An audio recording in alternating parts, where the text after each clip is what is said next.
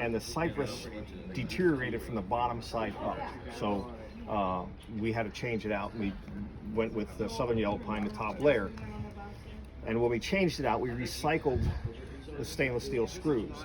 So the screws that we recycled, we filled up 4.5 55-gallon drums just with the top layer of screws. So that being said, when you take the screws out, sometimes they break off, sometimes they don't come out of the wood. So there's a lot of screws that we weren't able to reclaim. So my biggest guess would be about five 55-gallon drums. Are these draining holes? They're not. There's a prox in there that reads the reflector on the car as the car passes, and it triggers that camera. And that camera takes pictures for your photo. Oh. Okay. So going up through, you'll see, come on up, we'll walk up through. Going up through, you'll see that we have drain holes in the bottom. And those drain holes, if they weren't there, you can just imagine what this would look like in a rainstorm. Fun. Not that you ever get water here. Did the floods have any effect on this? Pardon? Did the floods have any effect on this? Or is this... We had, the only flood that we had a problem with was the 2011. We had one, and we had one in 2006. And 2006 flood was the one that a lot of the lumber that we had stored here on pallets washed down. and then 2011 came along, and we had some water erosion around some of the piers and stuff, but that was kind of a plus because it helped to pack everything tighter in. So we did come in and have to do some stuff, but overall nothing shifted because all of these piers are down to creek bottom. So the creek bottom here is solid rock. So yeah.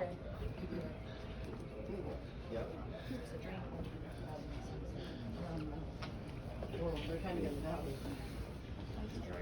So as we go up through, when we're working on the trough or referring it to the trough at all, this is the main part of the trough. And as you come off of the big lift, lift 2, we count the turns starting from 1, 2, 3, 4, 5, all the way down through 1 through 10. And 10 being the one before this lift hill here, the newest lift hill. This turn that we're in here is turn 7. The turn we stepped into is turn 8. So as we come up through, this will be turn 6. And then as we go up through, we have a few turns that are 270-degree turns. And those turns are turn 5 and turn 3. So again, this is turn 6. And you can pretty much see where the trains run. And this wood, we don't really have problems with rot with this wood. What we have here is you'll have wear something like this, and what's creating that more so than anything is when the train gets up like this and the wheel gets light and it starts to wiggle like this. That'll create a little bit of that disturbance on the wood, and that's going to wear the wood quicker. And you'll find it just in little spots like that.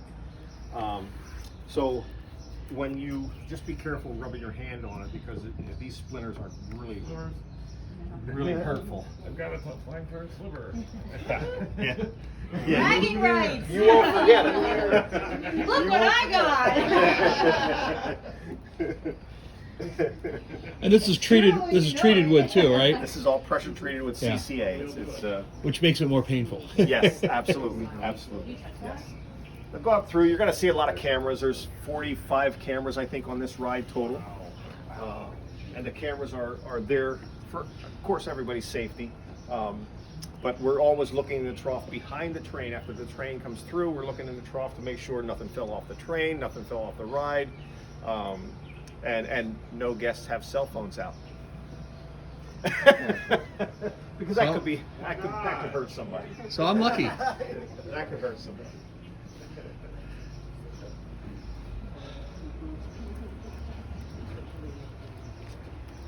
This is the 270. This is a turn 5, 270-degree turn.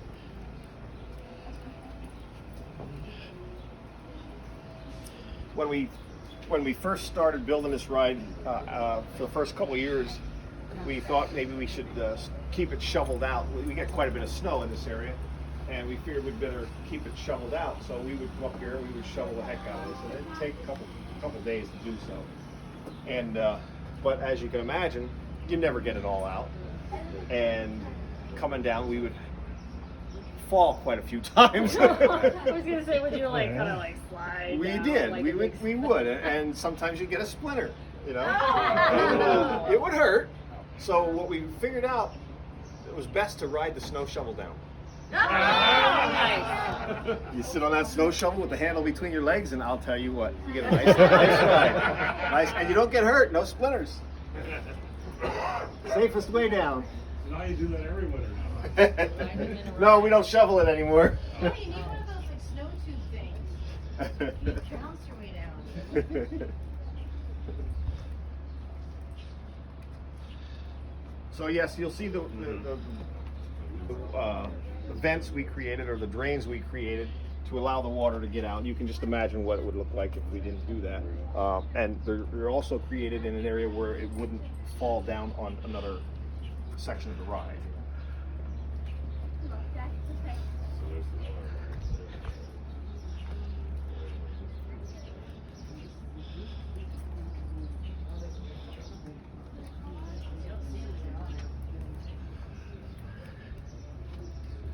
So whenever we replace wood on these rides, on this ride especially, we try to stagger all the joints.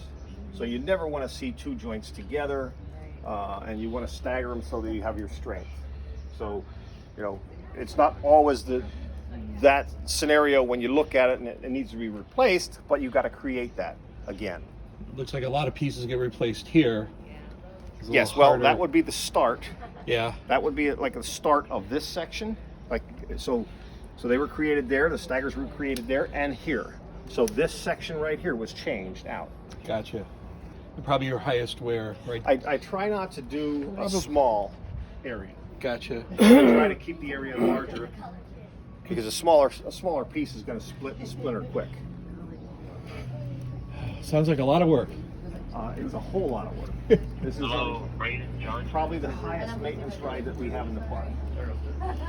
And that's, I'm going to say that's probably why other parks chose not to build this. Right. And they have tried. They have tried to build this, but didn't succeed.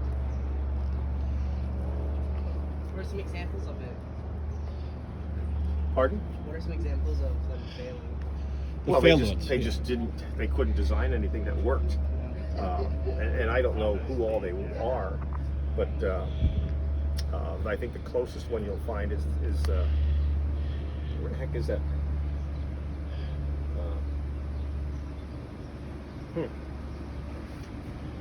I don't know, but they made it out of tubes, steel tubes. Okay. And this trough, which is a nine foot radius here, theirs is really flattened out, and it's real wide and flattened out, and it's not really a toboggan ride like this is meant to be, or a airplane.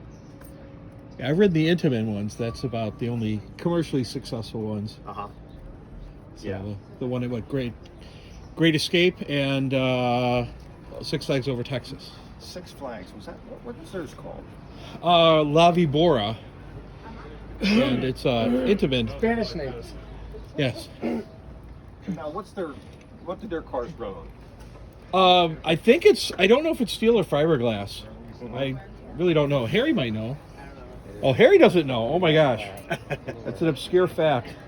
So this is turned. They're very loud, and it was like one of them was at Great America, the one at Six Flags. Yeah, and it used to be called Rolling Thunder, and it's Okay. because it makes a lot of noise. A lot of noise. That's why first thing I observed is it's very quiet, probably because of the three plies. Yeah, and the nylon wheels, the neoprene wheels. Yeah. Okay. Yeah. So this is turn one. This is the first turn you come into when you come in out of the trough. Wow. This is awesome.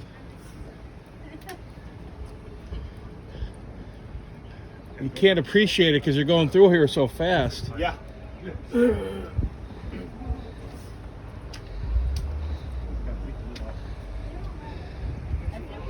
Park had one, a metal tubing one, and they removed it because it didn't work very well. Because we had those guys over here, and I think they were very impressed with ours. Because they had the metal one, they were just ripping out.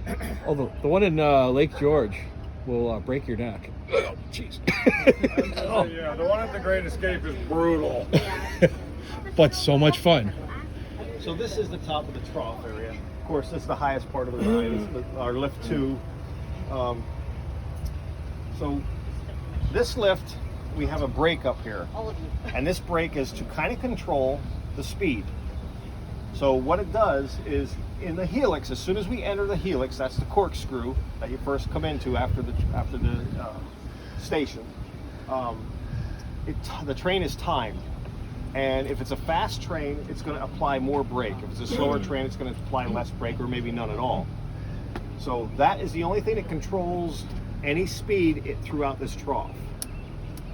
Of course, these proxes here start a timer, and that timer doesn't end till where basically the area where we stepped into the trough at. And it's between 18 and 19 seconds is where the trains usually runs time-wise.